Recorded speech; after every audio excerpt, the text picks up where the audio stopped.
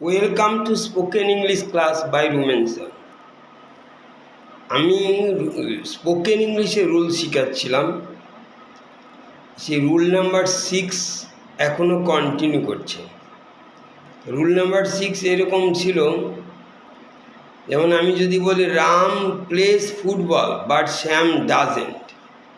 Shyam does not play football বলা দরকার নেই, সংক্ষেপে আমরা বলি Ram plays football but Shyam doesn't. আবার উল্টোটা অপোজিটও হতে পারে, Ram does not play football, Ram doesn't play football but Shyam does, এরকম। যেমন Ram went to school, Ram স্কুলে গিয়েছিল, বাট শ্যাম ডিডিন, মানে শ্যাম ডিডিন গো টু স্কুল বলা দরকার নেই। Ram went to school but Shyam didn't. ঠিক আবার উল্টোটা হবে, Ram didn't go to school, রামই স্কুলে যায়নি, বাট শ্যাম ডিড। যেমন Ram will play football but Shyam won't, will নটকে আমরা বলি ওন্ট।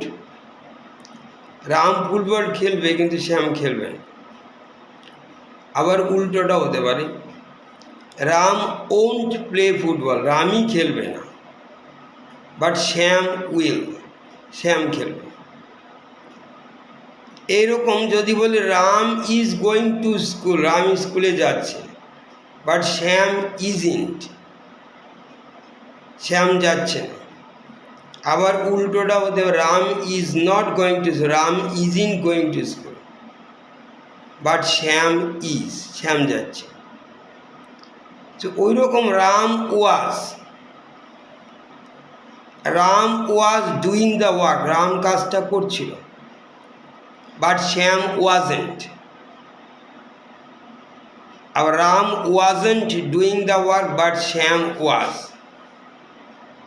ঠিক এইরকম যে কোনো জিনিস তুমি এরকম দুটো আই, যেমন আই নো মিতা, বাট তুমি বললে বাট আই ডোন্ট।